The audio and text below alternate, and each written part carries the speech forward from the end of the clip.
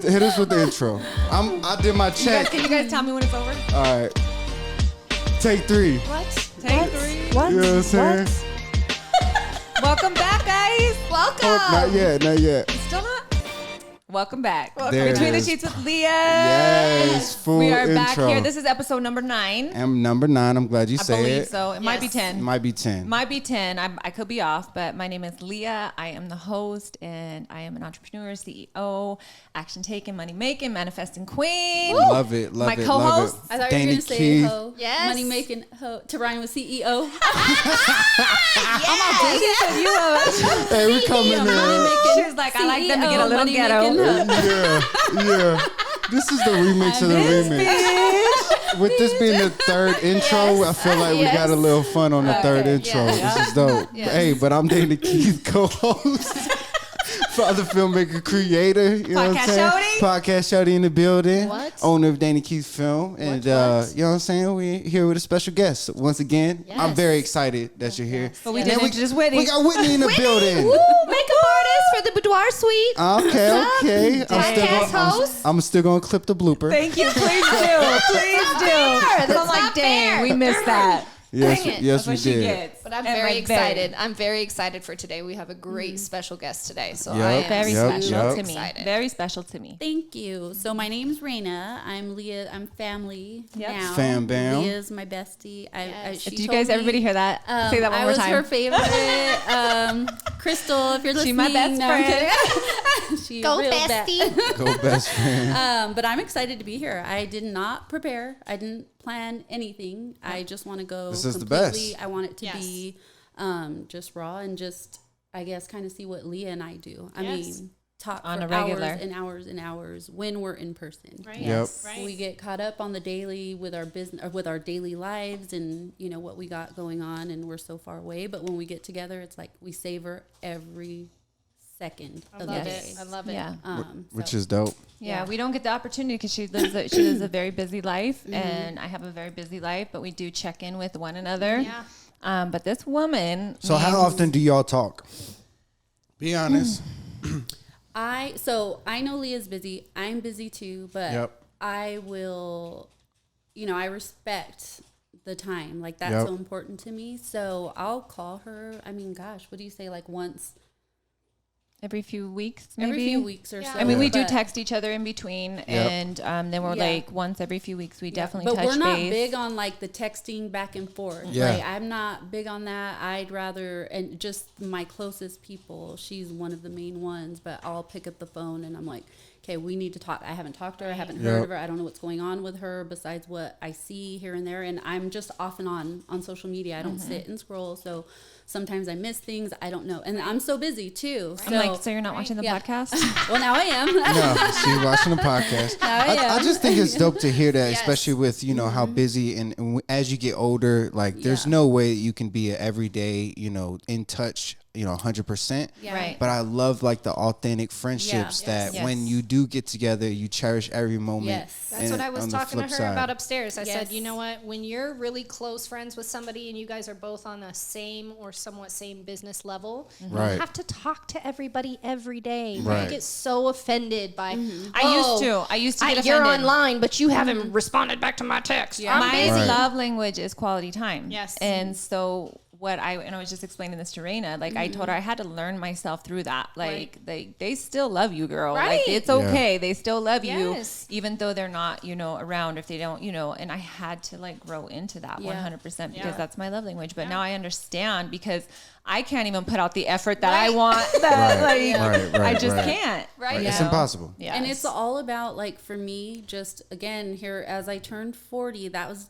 probably the most pivotal time in my life because I just realized how important it is. Like, it's necessary to be intentional Yes. in everything you do. And I just learned too many times, too many hard lessons that when you just go about things without any intention behind it, most times they backfire Yep. or they fall through or whatever. Yes. But just at this juncture in my life, it's the people that I love. Like I was telling you upstairs when you were doing my makeup, my love language is loyalty. Yes. And it's just with this whole situation we were talking about last night, loyalty is huge to me because everything. When I adore and admire someone, loyalty is my thing. Like, that's how I'm going to show you that I got you when you're not watching, when you don't know about it. And if you do that for me, like, dang, that's my love language. That speaks to my love language. Yes. So anyway, going back to it, it's just about being intentional. Of course. Yeah. And so we definitely, but when we get together, which she definitely has made a point to come down here, and she loves Colorado. She loves her time here, and so we can literally, the one time I did go out and visit her, we spent literally 2 days, so a good like 48 hours inside the house. We left maybe twice in pajamas, like didn't even like shower till the end of the day. But we don't shower, like, and I take 2 to 3 showers a day. I'm OCD like that. Right. Like, you can ask my husband. He told Leah, I take like 2 showers a day minimum. Right. If not, I'll take 3. But when we're together, I'm like, I don't care. I don't need to look good. It just takes away. But it's just because I'm being intentional and I'm savoring every single second. Of course. And there's a reason for me. I'm not like that with everyone. I think I told you earlier, I have this high D personality, so I'm just like, come on, let's get to the point. She doesn't like small talk. I don't like small talk. Like, let's just do what we got to do. And, but with Leah, like, when someone shows me, oh God, I better not cry. No, you cannot cry. I thought maybe I better retract this. But, you said you wanted to be real. Yeah, raw. Well, I also told you when I was here, 2019, I went through that really hard time. I just left. I text Leah. I didn't even call her. I didn't tell her anything that was going on. I just texted her. I said, Leah, can you buy me a flight for tomorrow? And I flaked on her one time a while back. And I know she was probably upset about it, but I didn't go. And I had my reasons. And so I know she was like, okay, are you sure? Right. And I said, yeah, just book it. I didn't tell her anything, but I think she knew. But so anyway, when I got here, it was like a boot camp of healing. Yes. Like, every second of every day we woke up and we were either inseparable. The only time I left was because I needed to be by myself for a minute or whatever. But it was just like a full week of me here and her, this like pouring out to me, pouring into me. And, when you're carrying such a traumatic thing, like whatever happened to me, and you're carrying that, like, it's so selfish to put it on other people. And I felt guilty about that. Right. I felt so That's bad. Such a deep like, conversation. dang, like, I'm putting that on her. And I did. I felt bad. I said, pray away, like, my spirit. I'm not in a good place right now. Pray that away. Like, I don't want it to trickle down onto your life. And just without hesitation, without, like, anything, she just, for someone to do that, that's huge to me. Yes. And That's loyalty. I'm forever indebted. Yes. And for that, it's just like, she can do no wrong in my eyes. Right.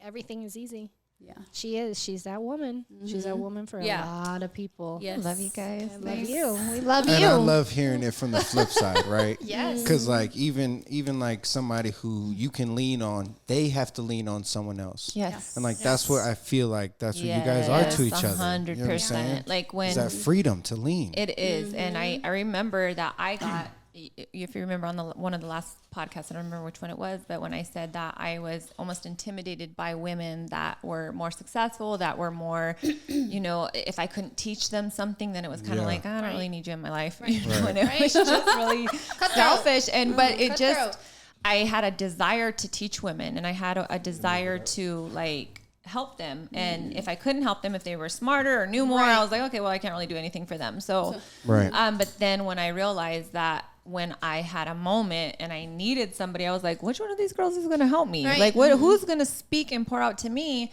And so I started praying to God. I said, God, like, send me women that will, be able to pour into me, feed me. And then these strong women started coming into my life. And Reyna and I, so it's backstory is Reyna is Nando's cousin. And we always had an appreciation, which is weird. I met her one time randomly. We went to California. She was in the club dancing and having a good time drinking. Remember? Yes. That was a good and night. I ripped my pants that night. I was wearing pleather pants. Dropped it like it was hot. A little too hot. Oh my God. Caught on fire. Oh God, yeah. Anyways, so I met her there. It was bad in California at one of these like good clubs. I was like, pow! I was like, God. I was like, babe, we gotta go. We gotta leave. Yes. So we just met randomly there, and then we friended each other on social media for some time, and just I always watched her. I always watched her successes. I watched her working out, and vice versa. I would see she would like when I was doing CrossFit, or she would like it, or and so I knew in the background that she was there, but there was this, and it wasn't until a phone call. Which was a very random phone call from this beautiful, independent, strong woman. Right. And she calls me up and she was just like, hey, can I talk to you for a minute? And I'm like, yeah. Well, like, what do you want to talk about? Yeah. What do you want to talk about? What do we, and she was just asking me some pointed questions and asking for advice. And I was like, wow, she wants my advice? Like, okay, and it kicked off from there. It started very slowly, just building from there. So. Right. And how long ago? Give us a time frame that you're speaking about. How long ago was 4 that? 4 years, 2017. Okay. So over these 4 years, speak about each other's growth, because this is, you guys have a personal connection, family ties, but then you guys have built a stronger relationship than just that, a more of an intimate relationship. Speak about like you guys from 4 years. I mean, 4 years isn't long, but I feel like it's quite some time. Well, this is my perspective, and I was explaining this to Whitney, and I said, man, she's been in my life for 20 years, or she's part of the family for 20 years. Right. But I'm more of a distant. I left when I was 23. I left Bakersfield, so I moved away at 23, and I was gone for 17 years. So I was even distant from everyone. I was just like a distant, family member. And I always knew who she was, but I think during those times I just didn't care to tell them the truth why you really started liking me. Look at her face. This is so good. This is so good. What was the comment that I made that she was Nando has a beautiful family. Yeah. Like he has beautiful cousins, and they're beautiful. They're beautiful. Yeah. So I have a lot of beautiful cousins, and my cousin Nando's sister came. She's like, oh, Lea. She said she came back one day, and this was before we ever like even talked or whatever. Yeah. She said, Lea told me, at one, I like that she was straight out about it, but she said, Lea's like, Reyna's prettier than all you guys. Like, all you guys. I love it. And I was like, oh, I like her. She's pretty too. No, and then that just gave me a good impression. Right. Like she usually, she was real. Yeah, she was just blunt with it, and then just straight out, and then the compliment too. Right. Like during that time in my life, women weren't just coming up and complimenting. Right. And plus it was in my 20s. I was, I had to go through these insecure stages, growth, whatever. Of course. Yeah. So like I was telling you upstairs, like from my perspective, my relationship with her, it blossomed and it happened when it was supposed to. Because had we met during that time that we had no growth, right. I don't know what that would look like. You guys were right different now. people. We were different people. Yeah. I don't know what it looked like. So we had to meet at the exact time that we met. Like we manifested it. And I think the even bigger thing, like you asked your question was, well, hey, no cell phones, Dana. She's getting you. My man. I'm kidding. Yep, get him, girl. I ain't gonna put it on blast. So to answer your question, the growth that we've seen has only been just our deeper closeness with each other. But as far as growth, we see that separate. Like, I'm not, like, if she were close to me, because I have younger cousins, and they look up to me, and I'm like, come work out. I show them how to do this and that. For Lea and I, it's just when we speak, we're like, I need to run this by you. I need you to correct me on this. I need you to give me your real feedback about this situation in my life. Right. As far as our own growth, we do that separately. Right. She knows I'm hyper anal about my growth. That's my number one, my personal So development. give people background about your personal career. Like, what are you doing? Like, when you say your growth. I sell real estate Yep. because I'm about making my money. I want to be like financially wealthy, and just because I have a lot of people I feel like I have to take care of in my family. So that is like the why behind like why I choose sales, why I chose real estate. But ultimately what I'm passionate about is personal developing. Like honestly, like being the best version of who I am every day. I am 100% different person than I was at 25, at 30, at even 38, 39. Like my promise to myself is, Reyna, continue to grow, be better inside and out. And so my personal journey is just, you know, my reading, like being intellect, like looking in the mirror, like catching my flaws and having someone like Lea, like call me out on something. Hold you accountable. Hold me accountable, or call me out, or being able to call myself out, right. You know, look at myself in the mirror and say, yeah, you know, but accepting too that I'm human, because I used to be really hard on myself. Yeah. But accepting like, dang, I'm human. I'm flawed as heck. And because you can get to a point where so many people look up to you. Yeah. And so many people, you know, think that you have all the answers and everything, you know, you're doing everything right. And you're like, dude, like if you only knew some of the behind the scenes stuff, like I'm just as messed up. Like I have, you know, the same thoughts. And well, I wouldn't say I'm messed up. I mean, I kind of have all the answers, but there's a reason why you call me for my advice. No, they're just those things. Like I was so talking to you about, That's a great you know, clip. I was talking to you about upstairs too. Like I worked so hard, and I used to be really hard on myself. Like, I mean, hard. Like I'm extreme. Right. I'm an extremist. Right. I go hardcore at the things that I do. And it's like in this time in my life, 41 now, I'm learning to like relax, like chill, like give yourself a break, like do the best that you can and do it with love, and those things will still show up that I don't do in love, that I do like, no, I am gonna be petty about this because shit, I'm human, right? But I will challenge her, and I think that's what she needs. So my perspective on bringing it back to your question too, from my perspective, was that phone call first and foremost was like, okay, she sees something in me that, you know, and so that fed my love language immediately at that point. Now, you know, as the relationship developed, I saw how smart she was. I saw, you know, what she was doing in her own life, and she not only spoke it, but she did it. And that was so important to me, because action is everything. That's so, important to me. That's my number one thing. Don't say it, be about it. Do it. Do it. And I also recognized really quick though that she had a lot of people that she was outpouring to, and that she didn't have that person that was pouring back in. And she respected me enough to say, hey, like this girl has something going on that she can help me in some way, and vice versa. I was like, wow, like, you know, this woman can help me. Right. And I think we just continued to feed off of that. And she needed to be challenged. And that's where I would, when she would come around, not every conversation, but there would be times where I just stop and I really will ask pointed questions. I want to get you thinking. I want you to pull it out yourself. I don't want to tell you, you know, but she needed that challenge as well to learn, you know, some things, and vice versa. Of course. You know, she'll ask me questions. Hey, be straight out. Like, what do you think about this? Or how do you feel? You know, and I'm just like, oh, I got to think about that for a second. You know, like, okay. And when she says challenge, like I love to be challenged in all areas of my life. However, there's a way to be like, we don't challenge each other where we're bitchy or we're at odds. Like we don't fight. Right. I don't think we ever would, just because of, you know, the indebtedness that I have to her. Right. I would bow down if she got upset at me. Oh, I'm sorry. Right. Even if you're wrong and I'm you can be right. Right. Like that's what I would do. The respect level that you guys have for each other. And I didn't know that. I'm up, but don't think about it. Don't trust me, bitch. Don't try me.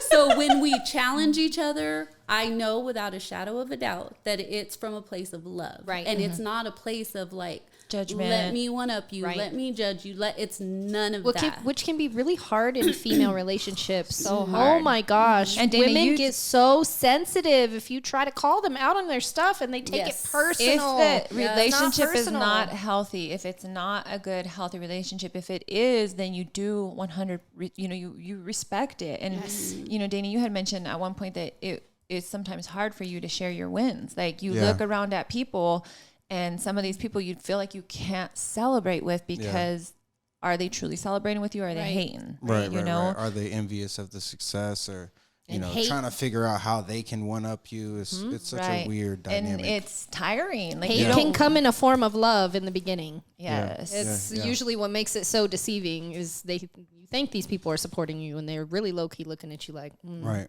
What you gonna do for me? I think that's important. You know, I really relate to that because that's why I probably gravitate to you and brother a lot, because I can talk about my wins and you guys are inspired by it. Like, hey, he's doing that, you know, great for you. And like, there's some people, you know, respectfully, that you can share those same wins with, and like it's silence. It's like, you know, well, damn, well, what the hell? You know what I'm saying? If I tell you about my problems though, you'll be more than happy to jump into and tell me about myself or the situation. That is so true. Okay, so the book I'm on, it's a little mentally like, whoa, like I'm a little worried about reading it. It's called The 48 Laws of Power. Yeah, have it's you guys trippy. heard? I haven't read the full book. It's too much for me, and I don't know if now, too much right now. Well, no. Well, you got to read. Have you read it? No, that's what I'm saying. Like there's books that I have picked up and it's just like too much. I'm like, this I can't. And she's told me, she gave me the Wayne Dyer. Like she's told me, read. Yeah. And I would read it and I put it down, and I would read it and I'd put it down. I'm Years like, this ago, is too I'm much. like, read Napoleon Hill. Napoleon Hill. I had to read that book 3 times. That's my favorite book ever, by the way. But going back to 48 Laws of Power, though, like it's like it's a little manipulative. Yes. I said that word wrong. Yes. But like it's tricky. Like you be like, oh, am I doing that? Yeah. You know what I mean? Is that what success is? Or you will is? start Like, to see like, oh, is that what they're So doing? Are the they book doing makes that you, too? so it makes you check yourself. Dog, I'm telling you, Yes, it's but a tricky book. It but is it's very fun. trippy, and I'm worried about reading it because I'm like, gosh, because my reading, I'm so passionate about my reading. I love it, but it's one of those things, and I try to explain this to someone the best way that I can. Like, energy is a fact, right? Yes. We're energy. It's Everything's true. energy, manifestation, whatever, right? So, like reaping what we sow, karma, whatever you want to call it. What goes up comes down. Okay, there's consequences for our choices, good and bad. Correct. No matter what. It doesn't matter, like just, wanting results to work out. It doesn't matter if whatever happens in your life, whatever excuse, valid or not valid, you don't work out, you don't eat right, you're not going to get the results. Right. Same thing with this whole mindset thing. Like, it may sound so ugly what he's saying, and it may sound twisted, but the reality is that a lot of it's true. Right. And that's scary because Right. the things he says, I'm like, yeah. And one thing that has stuck out to me because of recent events is the part about your enemies are more trustworthy than your friends. Damn. I'm telling you, that shit is real. It'll Your make you question. enemies are more trustworthy So you gotta than your explain that. You're friends. gonna have So to go now into I'm that gonna a little have bit. to read the book fully because Yes. I have a good idea of like the laws. I've read the laws, and like it'll make you question your closest people. Like it's deep one. And it's when a deep I one. think about it, and this is so, I have this thing, and I gave this to my son and my daughter, I believe, because they have this thing where they ultra hold themselves accountable. Because I really, it's I can't even explain it. It's like some sort of like obsession that I have to like try to be as real as you possibly can, Right. like just genuine, because I want that, and if I'm putting that out, I'm going to get that. And that's important to me. And so one of the things is he says, hire your enemy because your enemy has something to prove to you. And in turn, like they're going to try, in essence, like, Show I don't know, out. there's They're many gonna try to ways show that you out. can take it, They're but gonna they're going to push. try, they have something to prove. Like, They're I'm going gonna- to take your job, so I'm going to do better than you. What? But Right. you know what I mean? Like, So then there's what in turn different is that supposed to ways. make you better? Because Yes. then you work Yes. harder You and want like them does. around, Yes. right, Yeah. right. And- Versus someone who you love that will- might not push you. Right. I get that. I mean, I can Or will understand sugarcoat that. and be like, oh yeah, you're doing great, Right. as opposed to Right. your enemy looking at you and like, I But- could do that better. On the flip Right. side too, another thing, and one thing that I appreciate about an enemy and someone who's straight out, because I appreciate bluntness. I like, tell me, Right. I could take it. Right. I appreciate that because I would rather have someone straight out to me, tell me the dang truth, so I know. Yes. Versus someone who's by my side being fake. Right. And pretending. Don't pat my back, push me. No, Yes. Yeah. Or don't even, I don't even need the push, but just be real. Yeah. Like, show me your real self. Right. And that's it. If it's we're flawed. We're flawed.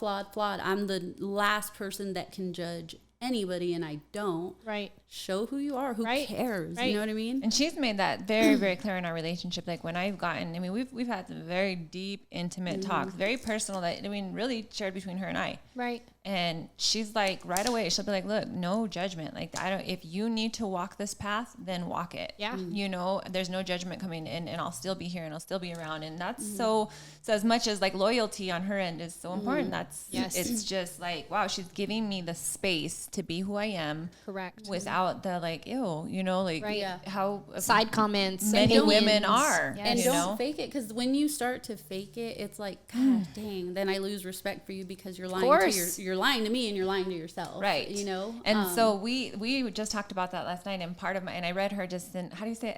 Excerpt from my book? Excerpt. I was like, I'm gonna read an excerpt from my book. She was like, trying to be all professional. No, and I read her a portion of it. It's just, and really it comes down to that. Like it's almost my introduction is that like, and it's what I said at the speech too. It's like, yes, I'm Christian, and yes, I cuss a little. Right. Like, I'm not going to put up a front for you and pretend like I have it all together, that I know everything. And it is so tiresome. Right. And it's only when you put down that facade, and it's only when you say, I don't have it together, I am just as flawed as anybody else, that people will start to really appreciate your authenticity, your rawness, and they will love you more because of it. Yes. Right. Yep. You know, it's just about that. I feel like that's where you gain respect for people too. Yes. Majority of the time. Because I'd you're rather giving you just them be the real. space. Yes. It's in the studio. We're Yes. giving those women the space to say, there's no judgment Right. whatsoever in here. That space is open. And once they feel that, they know, like, okay, like I can let it all out here. Yes. And it's safe. You can 100% out. And when we can share that, instead of being like, oh, you know, I'm doing good. You come on now, like, let's get real. And so when you say too that you don't like small talk, it's not that I don't like small talk, but I'm like, tell me how you really feel. Right. Yeah. Like, let's, like, because I already feel it. Yeah. You know what I mean? Like, that's that part of empath that we were talking about. There's a time and Yes. place for small talk. And there's a time and place for you to be direct and forward about what's going on. Yeah. So one thing that you said that you mentioned is that you're definitely about your money. And I love this. yes. I love it. Go ahead, Leah. Go ahead, shoot, girl. and so I want to touch base on this because in general, money, and I'm not saying the love for it, but the desire to have more of it and to receive it in abundance in even the Christianity world. And I do come, I'm sorry, I come at some of our Christians, like, you know, because I'm Christian myself, but like, look, let's just be real. Is that this is a very controversial subject, because people take it and look at it as evil. And some people have said, yeah, it's greed. And some people have said, you know, we shouldn't have, and we don't, you know, we shouldn't have more than this. And I'm like, that is not biblical at all, you know?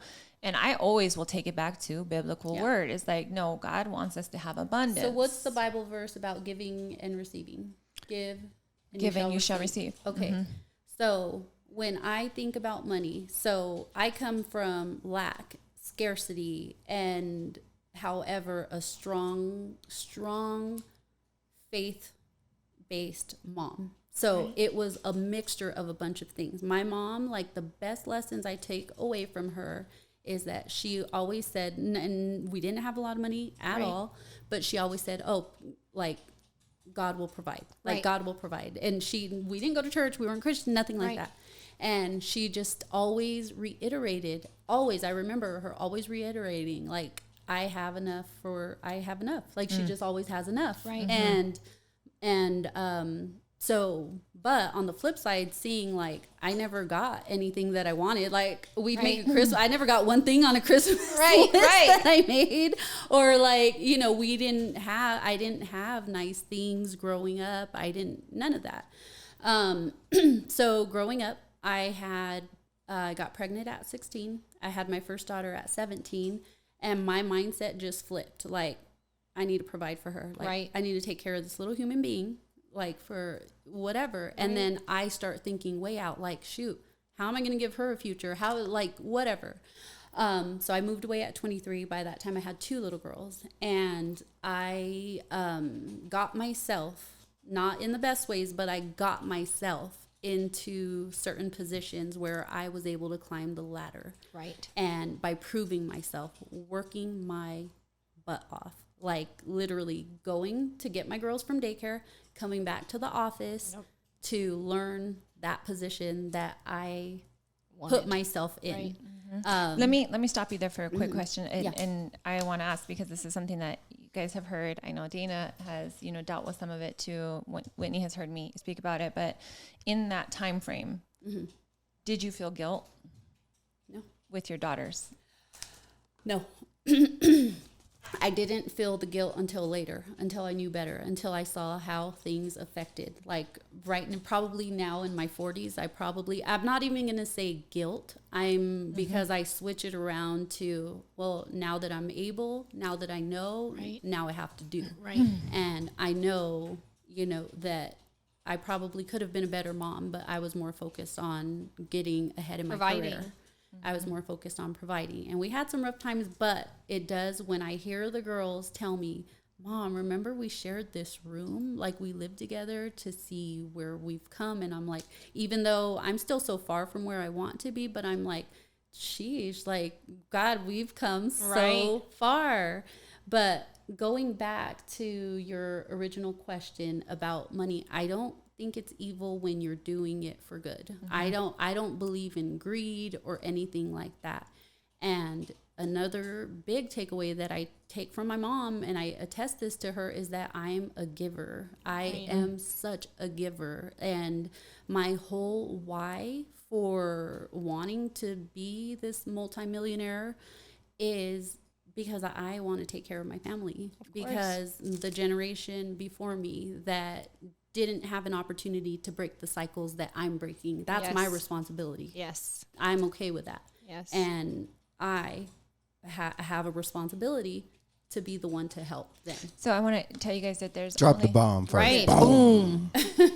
My bad, Leah. No, wrong one. I can't hear it. Oh, you can't even hear it? All right. Just stop. This went way What back. did I do? Boom, boom, boom. Oh, dang. I did that to Dana one time. Look.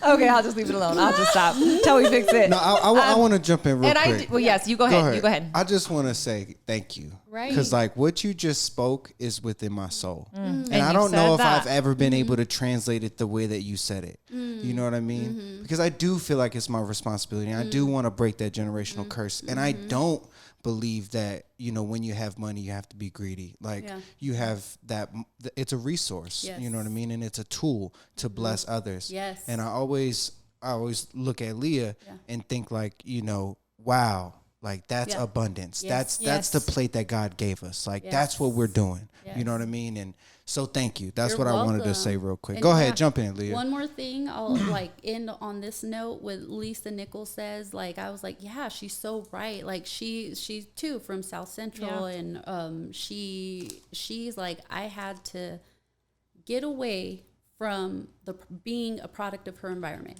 You have to get away. I took 17 years to get out of my environment. I struggled like hell, but I did. I took 17 years. But when you have and you know better, come back and teach your people. Correct. Help your people. Show them what's possible. And that, God, if any testimony that I want to give, or that if there's anything that I can give, is like, if I can do it, you can do it. Yes. What I can do, you can That's do. right. Right. And There's that's it. no discrimination between the two. Period. I With like what you T. said. Period. Sarah Roberts as well said it, and I copied that portion from my speech, was that you sometimes cannot be who you are called to be, your authentic true self, in the environment that you were produced in. Yes. Like Yes. that's so powerful. So you have to remove yourself from that environment in order to move forward. And so some people have to actually take themselves out of that. I want to just say really quick that scripturally, the only time in the Bible that God tells us to test him is in giving. Right. That's the only test that he ever gives us, is test me in this area of giving and see if I don't pour down the flood to you, Right. of what you shall receive. And I'm getting chills. Like, it's just because it is, how can God say something like that and then say, okay, I don't want you to have. Right. I don't want you to have. Right. He says, if you give, you shall receive. And what you give, you'll be paid back tenfold. And I want our listeners to know that when we say giving, it's not just giving away tangible money. Hello. Like, Yes. Hello. Yes. it is about giving. And is if so somebody much ever more wants me to than break just- that down for them, Yes. like, I can, because a tithe is a tenth. Yes. It didn't say Yes. money specifically, because if you take it back to Old Testament, they were giving grain, Yes. wheat, they were Yes. giving wine, Yes. you know, they were giving certain things that they were able to That's give. hard. Dang, I'm appreciating That's my hard. mom so much more right now. I Right. have just such a newfound respect for that woman, and we weren't the closest ever of my life growing up. But she always says, give with your heart, don't give at all. Yep. Because it does, and I read That's biblical. You so- have to give with no Yes. expectations behind it. That and is- I've read yes. so many books, biblical, not biblical, that say, you know, if you give with an intention that's not pure, you're not, it doesn't serve you and it doesn't serve me. So Right. give with that intention, like, gosh, take it and be blessed. Right. And Yes. I could, And- so going yes. in, if we're going to switch gears to the money manifestation. Yeah, girl, we want to hear about money, Yes, making yes. money. I always share with Leah because now, so I got that part down. I Right. have so much stuff to work on, but I do got the part down where I can give and it is going to be genuine. If I feel like there's even an ounce of me not being genuine about me giving you something, I won't do it. No. And every single time, it never fails. I will tell Leah time and time again, I gave this amount. Within the next day, that amount pops right back up. Right. Like from unexpected areas. Right. And it's so But now she fun. has that belief and that faith in that, Yeah. that it does continue to receive. You guys Yes. understand that money is currency, Yes. and currency is energy. Yep.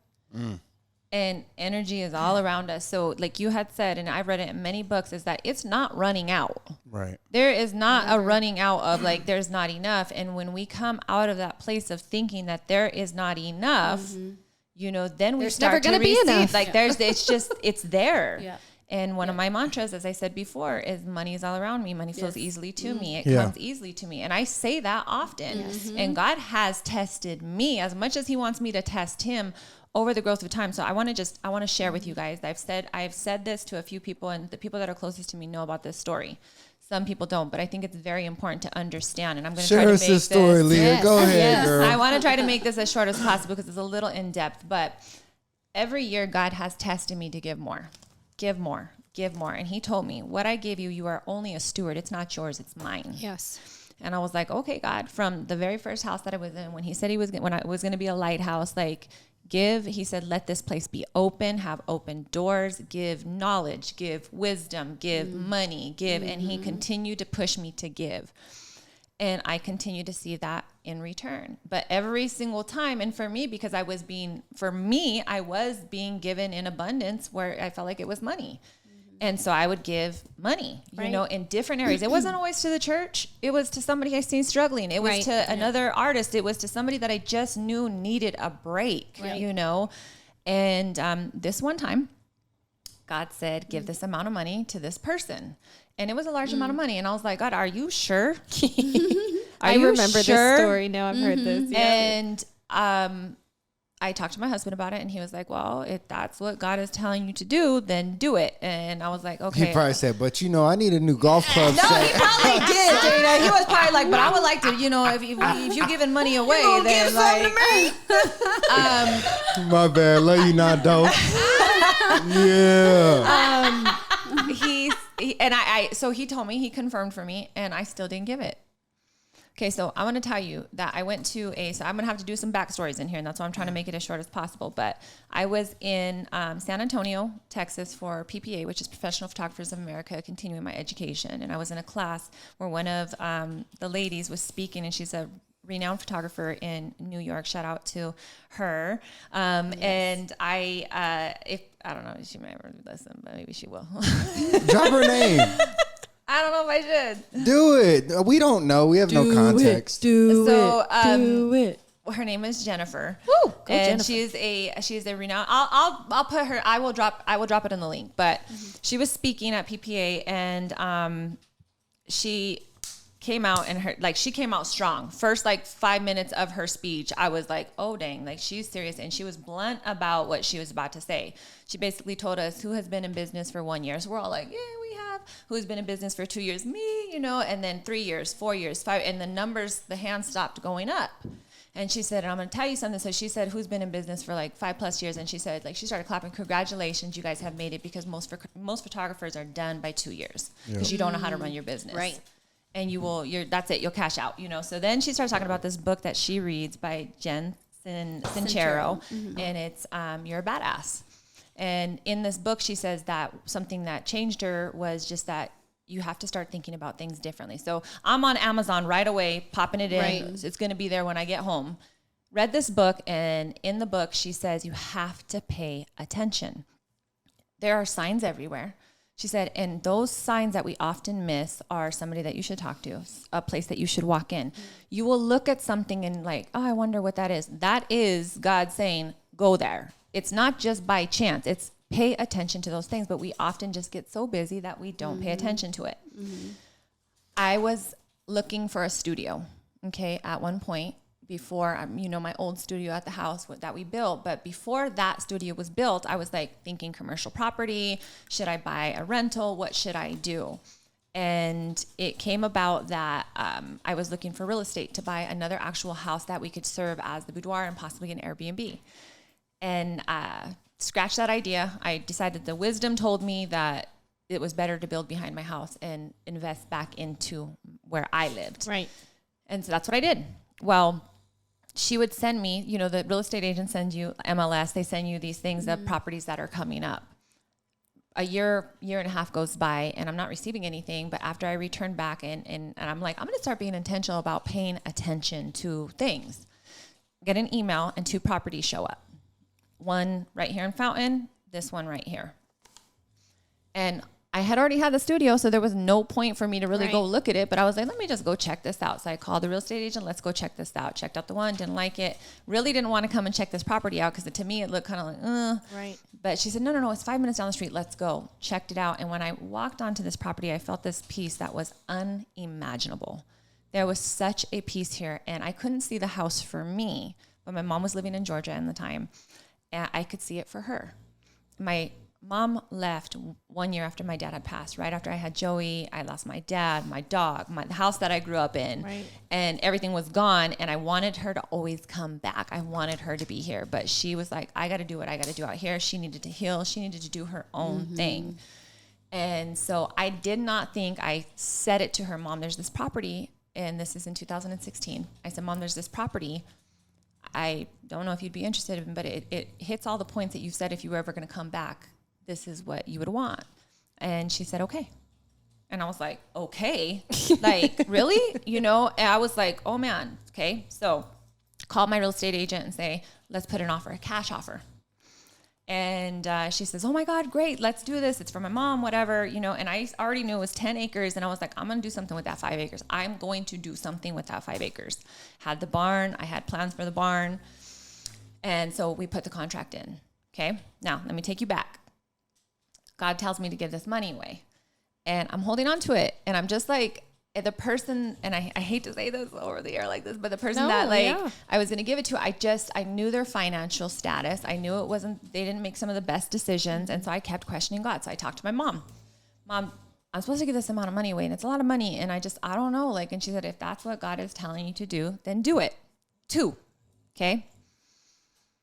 And next day, after putting the contract in, agent calls me up and says, Lea, you guys didn't get the house. Another offer went in last night before we put our offer. It's a done deal.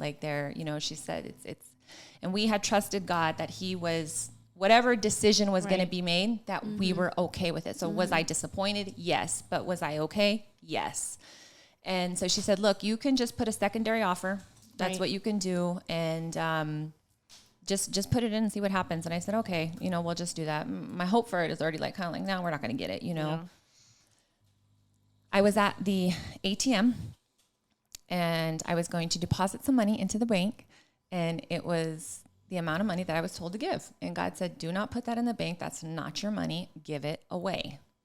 And I felt it so strong. And I was like, okay, that's it. I'm giving it away. Right. Like, that's it. That's okay. this is my third confirmation. God, I'm sorry. Like, I'm giving it away.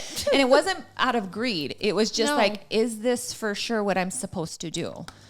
And so I went to that person. I said, this is not from me. This is from God. This is an answered prayer. I don't know what it is. It's not, you don't know it to me. It's given. That's it. Done deal. Right. And that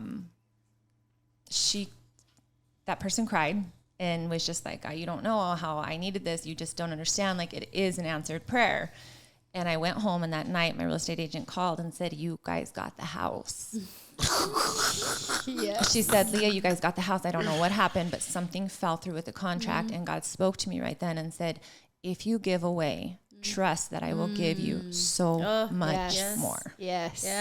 Oh, I love it. I love it. See, that happens to me so much. Like, it just shows up time and time. And I know it happens to her. Right. And that's the power of manifestation. Yep. That's what so beautiful. I love that. That's one hell of a, that might be one of my favorite moments on the podcast. Yes. I ain't gonna lie. That story was so good. It's good. I'm glad you pieced it together. Yes. All right, let's bring it back to the topic because I want to dive into it. Hour later. Oops, sorry, I took up all your time. Right. I got a photo shoot to do, girl. Right, which is hilarious.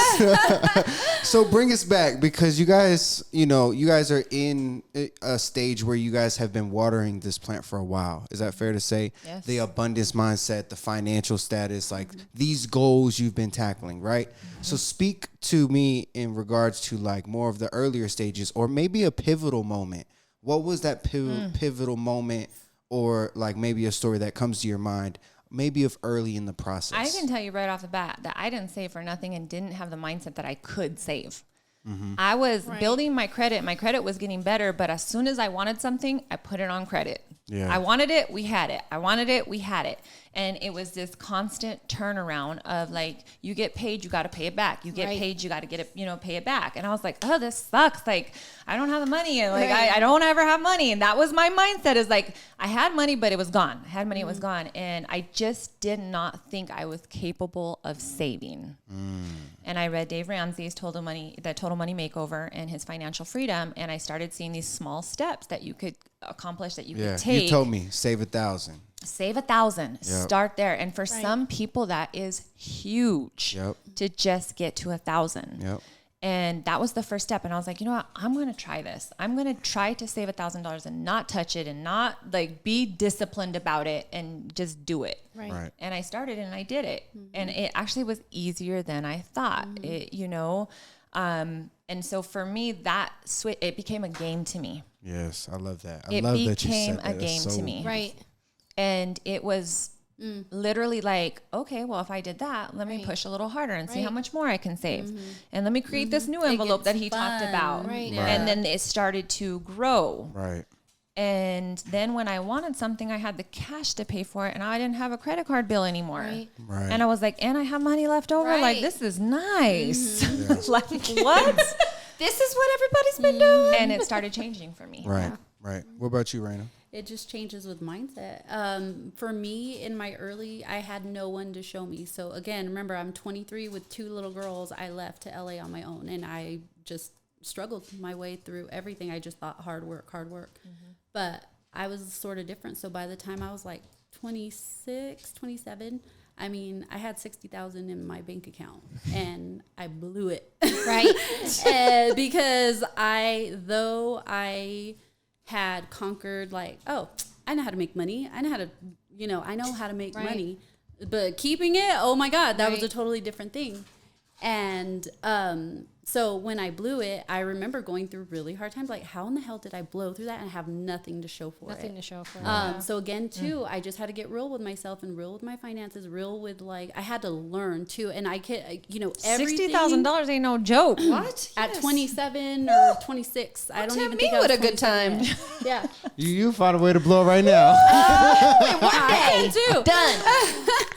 We're all going to have a good time. Let's go. Me and Whitney are going to sit down and have a conversation soon. Y'all are funny. Yes, it took, because again, I didn't have the financial background. I didn't know anything, but at 19, I took this raggedy little business class where I learned Excel. I learned basic skills, but I used those skills to get me into these high positions because I'm persuasive. Right. Like that's why I'm a salesperson. Right. You're gonna want me to work for you. Yeah, you're gonna hire me. Right. And that's just been just the theme of my life. If I want that, I know I'm gonna get it. And if I don't, I'm okay. But anyway, going back to that, I had no clue how to handle money. Nobody taught me, so I had to learn. I had to read. I had to get books. I had to learn. I had to struggle. I had to fall. But you do get to a place where, okay, now you got your finances in order, but that's not even manifestation. That's just like learning the knowledge of how to, like the basic fundamentals of how to handle cash. Right. But when you get into manifestation, it's so different because we're constantly manifesting whether you like it or not. We're manifesting right now, good and bad, whether you like it or not. Right. Yeah. Period. Right.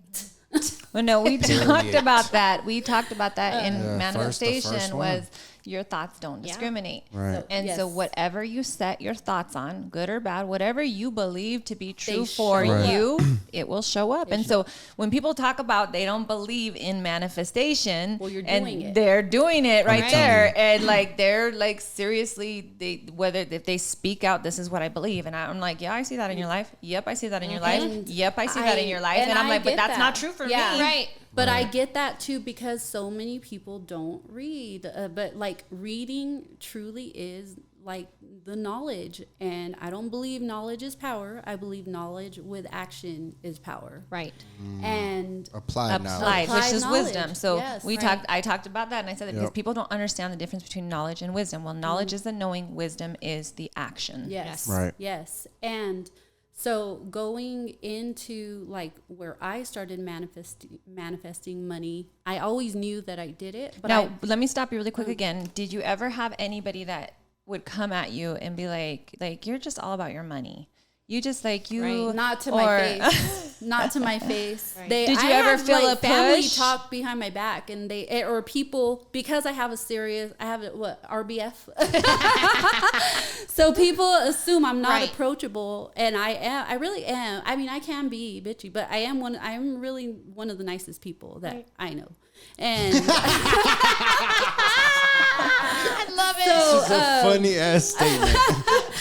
But no, in all truthfulness, no one's ever told me that to my face, but I know people have said that, and I can tell because I'm also empathetic too to people, to energy, and I can tell if someone is being genuine with me, and I can tell when someone's intimidated by me being there, and I don't like that. It's like you don't have to be. Ask me and I'll help you. Right. Yes.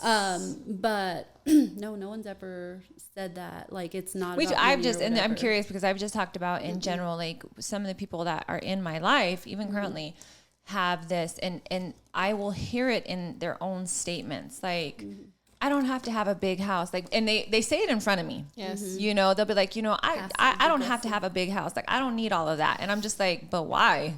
Like, but why? Like, but like, if you like you truly want it, and I'm not saying everybody has to have a big house. Like that might not ever be. And honestly, this big house wasn't like even the plan to begin with. You know, God just provided. Like He just provided, and you feel pushback sometimes, I think, from people where they think like, and they try to make it in a statement in a way that's almost like condescending. It's those passive aggressive, statements. And but then they want their pity. Stuff. Yeah. It's their stuff. It truly is. And I know that. I've come from a place where I know I'm like, oh, that's too bad. Like, like, that's unfortunate. That's okay. But like, there's something to say about that too, because one speak thing about I learned that mindset. And I learned early on from Tony Robbins, like money isn't the end all be all. It isn't. People, there are the most like successful people that take their lives because they're so unhappy, or they become addicted to drugs because they didn't master their mind. They didn't master their mindset.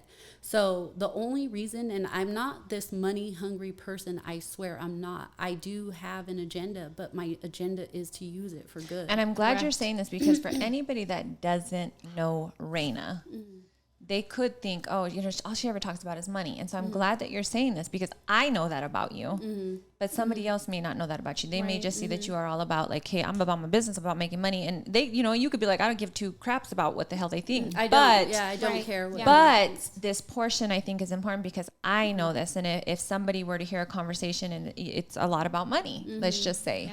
And just so I throw this out there, a lot of people need that.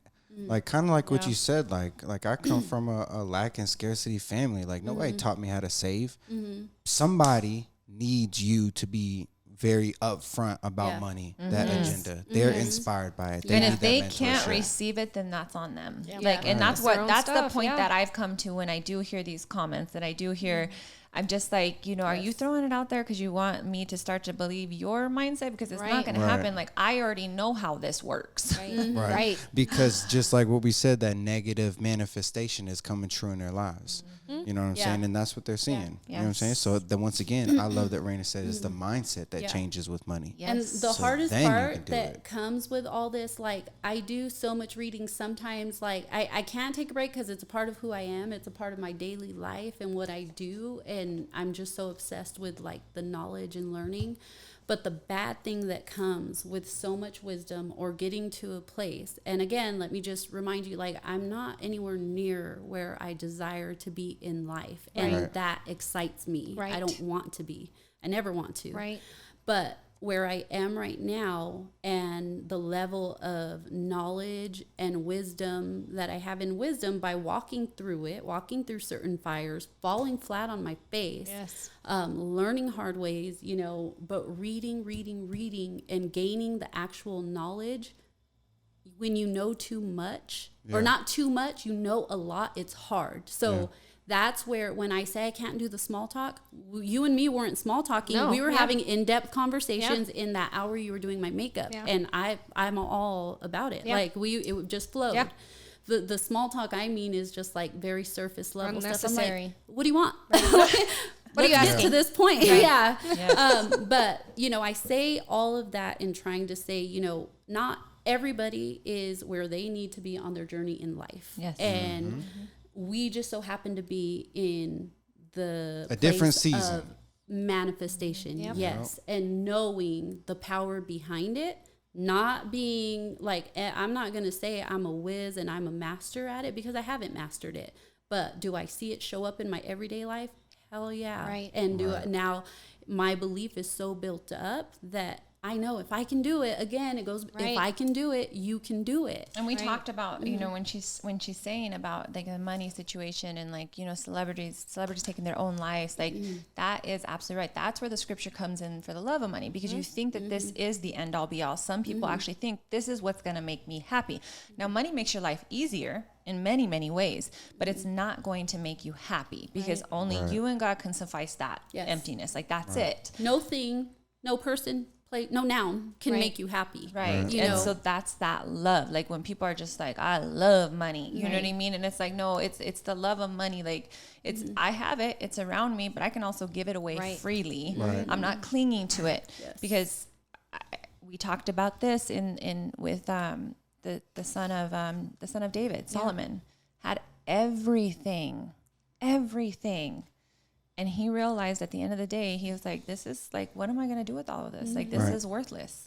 You know? So I got a question.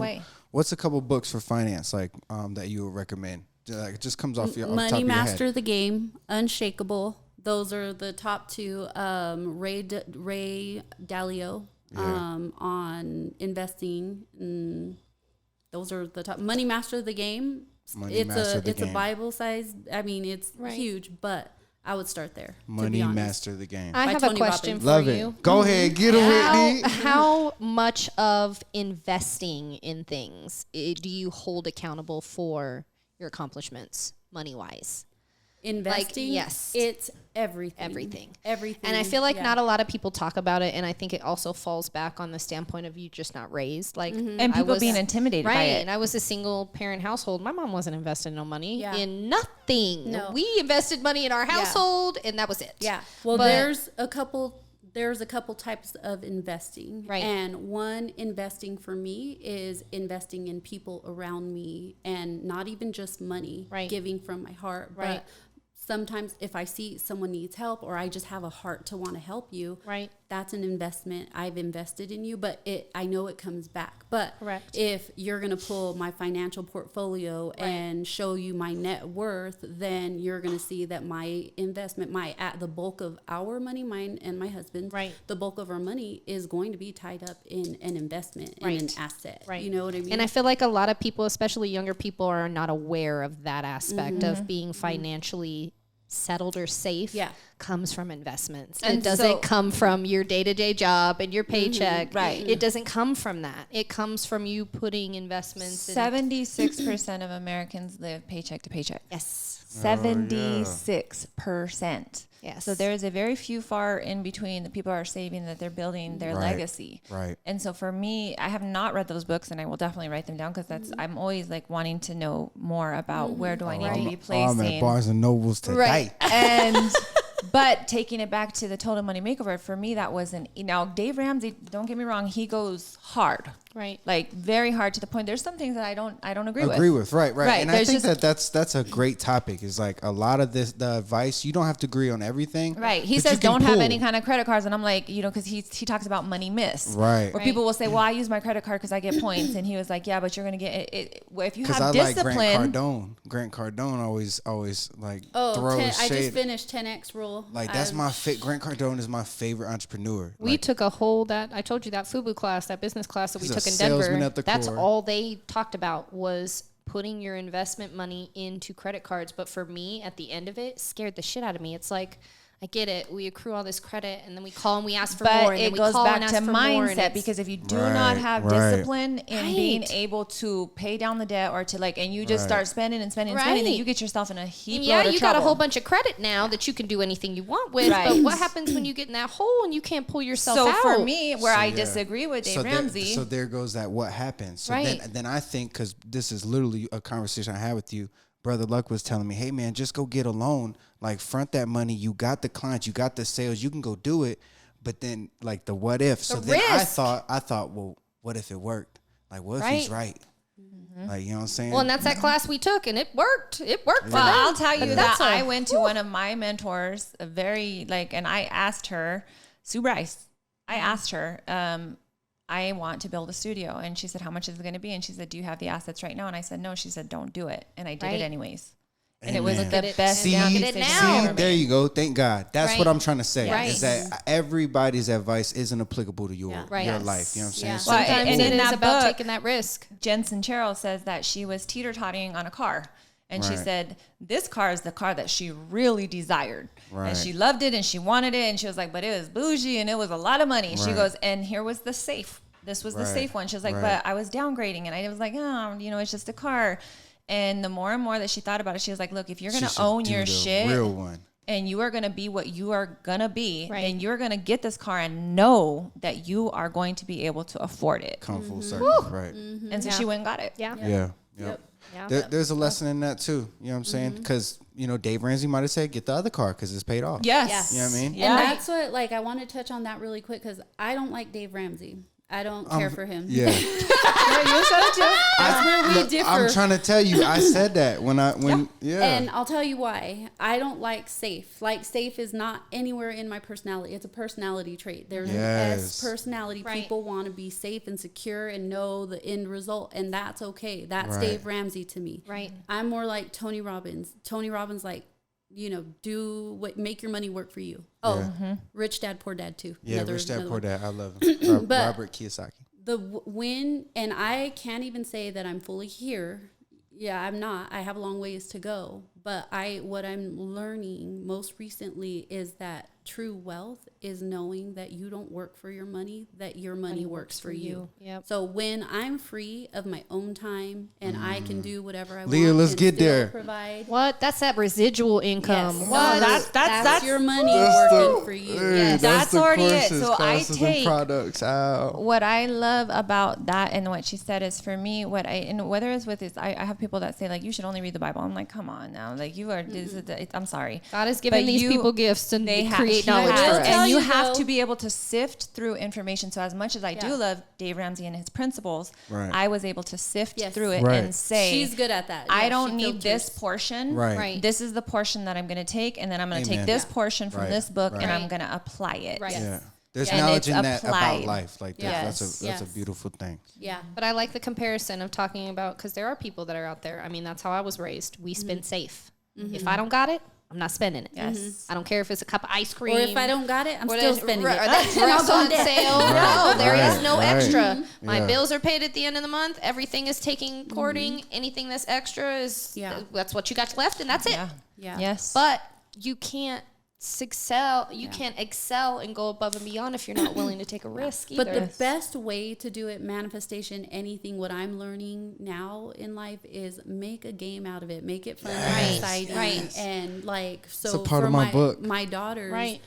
my daughter, I charge her rent. She pays us rent. My Right. Yes. 19-year-old, she Oh. lives with us. Yep. What? Hallelujah. I charge her rent, but I take her money and I invest it You're in an holding it IRA for her. because I'm like, See? you're gonna have money, you're gonna Right. work for whatever, but I know, at least I know, it gives me some sense of comfort. Like you're got safe. something. You are Yes, gonna yes. have this, whatever. It is even so if- smart. And she's investing back into her daughter. Yes. Right. She is passing down that lineage of here. Yeah. Now I'm going to You're teach teaching you. her, yes. It's same thing for my son. Like I'm not the So sports good. mom. I'm not the baseball mom. But where I compliment my husband and where I can teach these kids, I did my part to Right. teach them and Yeah. said, here are the fundamentals. You are going to do what you need to do with it, but I'm going to give you the baseline. Right. You know? Church. Right. Yes. Right. And Look, y'all, I feel like this podcast could go damn 2 hours. Yes, my God. Hey, real quick, we I gotta haven't even give got started. No. for real, right? I didn't even tell no stories. I feel like this would be a good one. Look, real quick, I always like to give our listeners like a tip, like some type of advice, Yes. something that they can apply during the week or, moving forward in their life. So I want to ask and go around the table, if that's fair. Like what tips would you guys give somebody or advice in regards to like, maybe it's the mindset or maybe it's the financial idea or the topic. Like how can they become successful in a financial area, if that's fair to say. Go ahead. What y'all got? well, I mean, I think it's going to be the same. It really, you have to get your mind set on what it is that you want. You have to have action behind that. There cannot just be, people talk about, and the Bible talks about, there was actually an argument between Peter and Paul about belief and action. Well, which came first and who was blessed and why, and it was like, look, it's belief and action together. So you can have a belief in something and sit on your couch all day and say, I want this, and it ain't going to happen for you. Yes. Right. And you can have a belief in something, take action, and you'll start to see everything fall into effect. Right. Yeah. And so you have to have action behind your mindset. You have got to sift your mind. You have got to say, okay, I am tired of living like this, And so the people that are just getting started, that don't have and are not as inept, like they're not at a place where the $1,000 is different very season. They ain't got a difficult pot to piss in. to That's what we used to save. say. Yes. Start there and challenge yourself and start Right. to change your mindset and save $5. You can go to Starbucks and you can spend $5, then you can save $5. Right.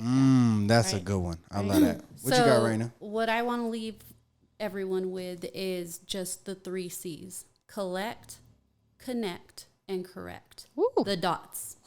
So you collect the dots. If you're not financially where you are, and this is just not financial to anywhere in your life, if you can take a long look in the mirror at yourself, if you're not where you want to be, I promise you it's a compilation of all the choices you've made in your past. So collect all the dots. Why? Why did I make all these choices that led me to where I am Remember now? we talked about identify?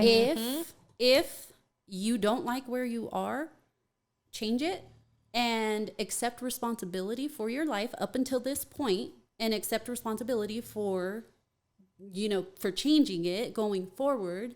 And also what you've done in the past, realize and accept the fact that it hasn't worked up until now. It might be time to take someone else's advice. Hello. When you decide...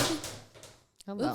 I don't know what Mic drop. Mic drop. Raina's getting all excited under the table. And I'm like, when you collected all the dots, you connected them, you know where they came from, you know why you made these certain decisions. Now you know better.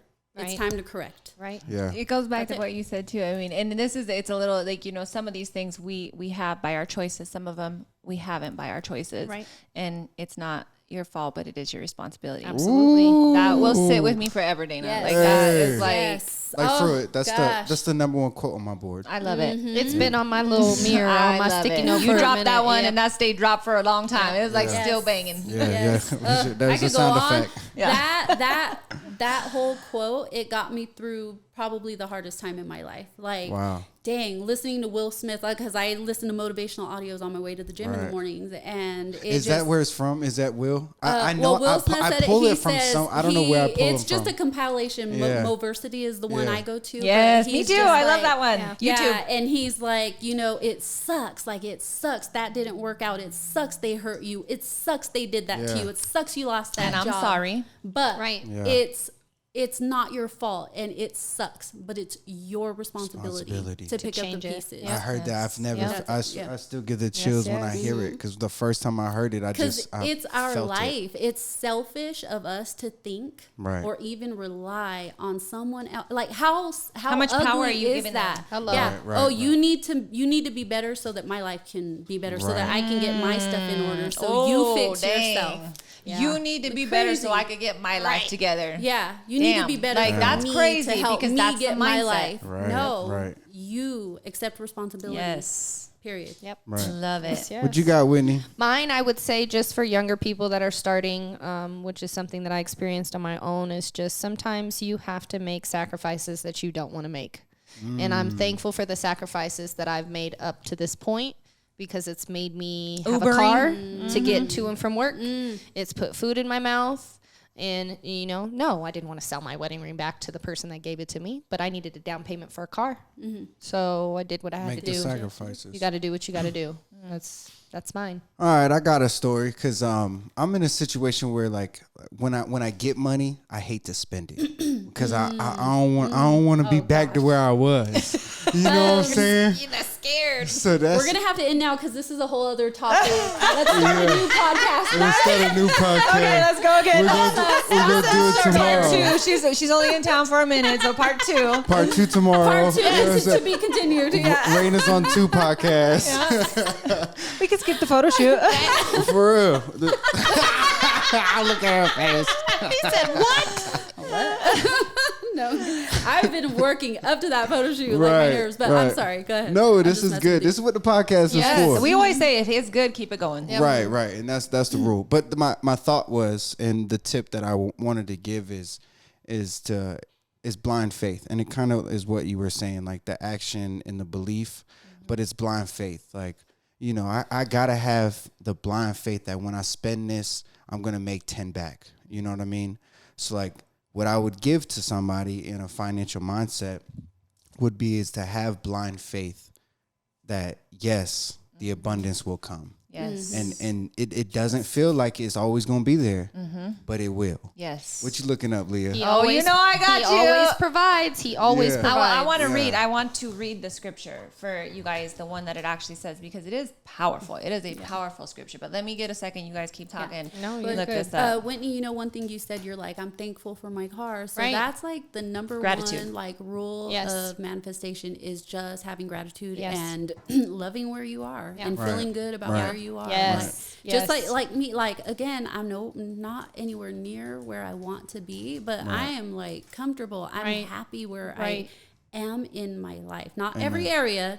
There's areas that, everything needs work. Yeah. Right. But I can, like, I genuinely do. I walk in my office and I'm like, gosh, thank you, thankful, God. Like right? I have everything at my fingertips if I need. And there are lessons on gratitude alone, like how you start to become grateful for the things that you have, and because you have to practice that before. Well, and if you're not more. grateful for it, it goes just then as it's quick like, as it came. It's like God saying, well, why do I give you more? You're not even thankful for the things that you have. Yes. You know what I mean? Like, so you have to have a genuine heart to be like. Yes. I told her one time, and I think I told you guys, it was the simplest thing. When I woke up with so much joy and gratitude in my heart at one day, it was at my other house, and I don't know what the feeling was, but I woke up and I was so grateful for the carpet on my feet. For my feet hitting the ground and having carpet underneath it. I was like, God, thank you for this carpet. Like this little, you know what I mean? So the scripture is Malachi 3:10, and it says, test me in this, says the Lord Almighty, and see if I will not throw open the floodgates of heaven and pour out so much blessings that you will not have enough room for it. Whoa. I think we should end every podcast with one of these. Yes, I agree. We should end every podcast with a scripture that talks about what we just talked about. Hold on. I love this last part. It says, I will prevent pests from devouring your crops. It continues. It goes the deep. vines in your fields will not cast their fruit, says the Lord Almighty. So your haters, they won't be able to touch you. I cannot even tell you just the pests are haters. Right. Yes. Pests. God, I love that. I love that scripture. I love that word. He said, I will prevent pests from devouring your crops. It's like the one that you like too is the one in that's when he told David, he says, I will place your enemies at your table. Yep. Like, and you will eat, but like that you're still gonna eat. Like they'll be at your table, but you're gonna eat. Right. They can't touch your plate. Dang. That's beautiful. I love it. Hey, real quick, I do want to throw some side notes. Yep. First off, I was texting what I needed because her keyboard was bugging me the whole time. That's what it was. It was bugging me. I'm all, hey. I don't ever want to use this mic again. After you're like, you're good. It gets the whole room. I hear Arlo snoring in the middle of. I did hear snoring. I didn't hear that. When Reyna had such a deep moment, I'm over here laughing because I hear the dog. I was like, damn, that was so untimely. My bad, y'all. But look, I just want to make sure that's a note on the podcast for all our listeners. If you're on Spotify, you feel me? We got a dog in the bag, Juanita. We got the doggy in here. We learned something about this mic. You know, it so captures funny. and the echo I heard That was condensing. because it's catching your mic and hers when you're speaking. Okay. It's a strong mic. It is. So we might just need to put we a just little... won't use it again. I'll take it back to California with me and get it out of your hands. We're just not going to use it anymore. There you go. There's your pod. We're starting Reyna's podcast. You know what I'm saying? There you go. Are you inspired to do a podcast? Seeker. Look. I'm not. I would love to. Like, I love it. It's cool, but I don't see myself. Or Can I say something? See myself doing it by myself. I don't know if obviously you just you don't see yourself doing it, but I don't know if you know how valuable the content that you have within. Yes.